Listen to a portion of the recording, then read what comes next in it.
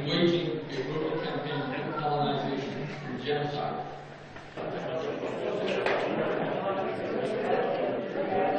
The East Turkestan government in exile instructed us, the legal team, İslam güçleri kültürümüzü, tarihimizi, dinimizi, dilimizi ve varlığımızı yok ediyor.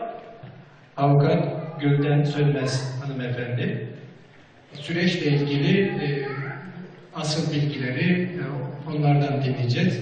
2022 Pekin Kış Olimpiyatlarının başlamasına birkaç gün kala Uluslararası Ceza Mahkemesi Çin yetkilileri tarafından Uygurlara karşı işlenen soykırım ve insanlığa karşı suçla ilgili soruşturma başlatılması avukatlarımız tarafından yapılmış ve sizlere duyurusu burada yapıyor.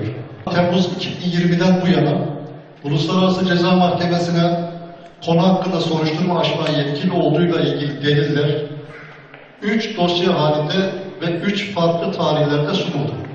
Toplanan delillere, kanıtlara göre 2016-2018 yılları arasında Tacikistan'dan sınır dışı edilen Uygurların sayısında hızlı bir artışın olduğu ve orada yaşayan Uygurların nüfusunun %85 oranında bir azalma olduğu tespit edilmiştir.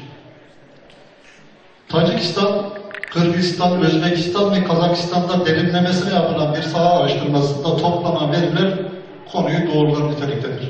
Konu hakkında soruşturma açılırsa bu Uluslararası Ceza Mahkemesi'nin Orta Asya'da başlattığı ilk soruşturma olacaktır.